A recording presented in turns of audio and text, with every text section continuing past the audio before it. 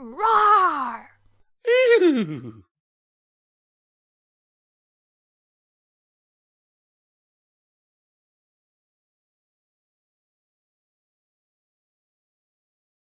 The Carmine Line by Zontan. Ow! Oh, I'm terribly sorry, darling. Twilight twisted around to look at what Rarity was doing. She understood that there were pins involved in fitting a dress, but that had hurt. Why is this thing so pointy? She demanded, gesturing to the shards of crystal embroidered along the edges of the dress, which had jabbed her in the side. I'm not sure dresses are supposed to be sharp. Rarity waved her off, a half-dozen pins floating in her magic and slipping through the dress as she worked. I assure you that once the fit is right, you won't even notice. Just have to get everything to lay correctly, my dear, and you'll be the talk of the evening. Twilight rolled her eyes. It's a diplomatic meeting, Rarity, not a ball. Rarity, Well, still. She pulled back, examining the Edicon critically, and then sighed. I suppose that will do then. You can take it off now.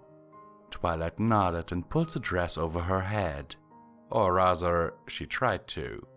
A sharp hiss of pain left her mouth and abruptly she teleported 2 feet to the side instead, twisting to look at her side, where a gash had opened up, trickling blood. Rarity! She scolded before her horn lit. She concentrated, and the wound closed itself as it had never been. I swear, if that thing cuts me while I'm in Griffinstone, I'm going without it. Rarity turned somewhat red. I assure you it will not, she insisted, having the grace to sound embarrassed. Besides, they're griffins. They'd probably love a dress that doubles as a weapon. Twilight was not impressed. With a she walked out.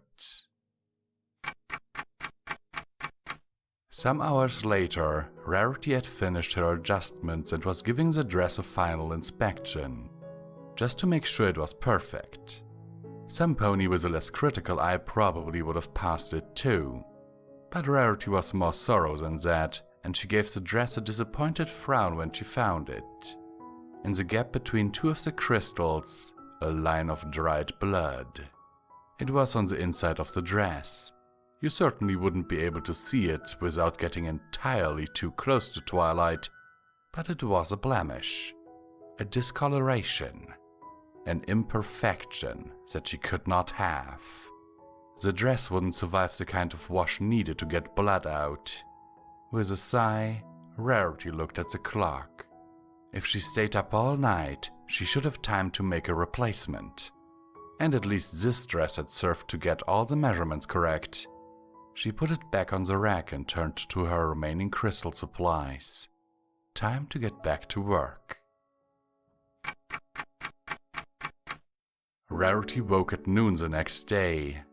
It took her a moment to open her eyes, but when she did, the midday sun was quick to snap her into full wakefulness. The dress. She didn't remember going to sleep. Had she even finished it?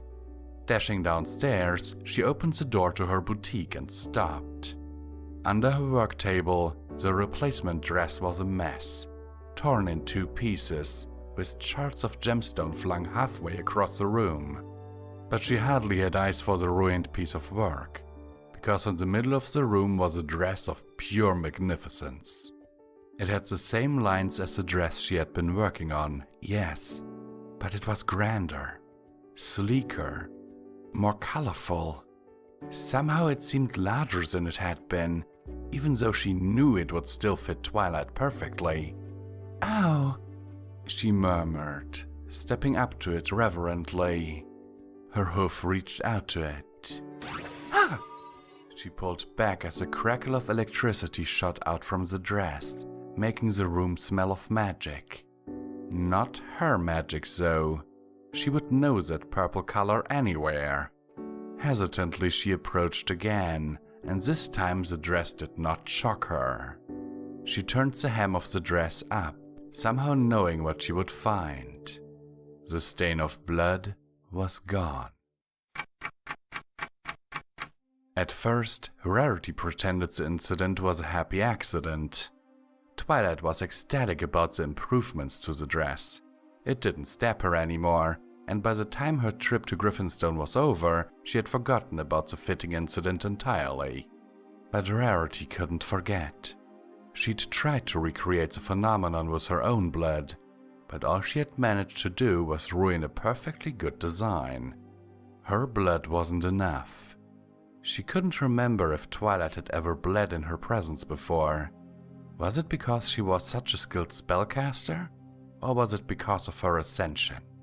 Rarity didn't know, but it didn't much matter. She needed to see if it could happen again.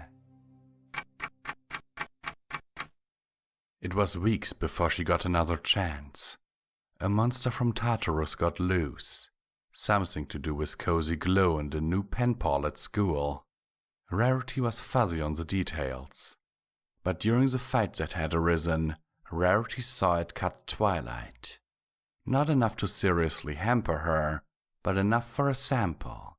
For an observant unicorn to collect later that night. A dab went on a new dress design. Another dab on her spare sewing machine. A few more on choice pieces that she wanted to use in future dresses.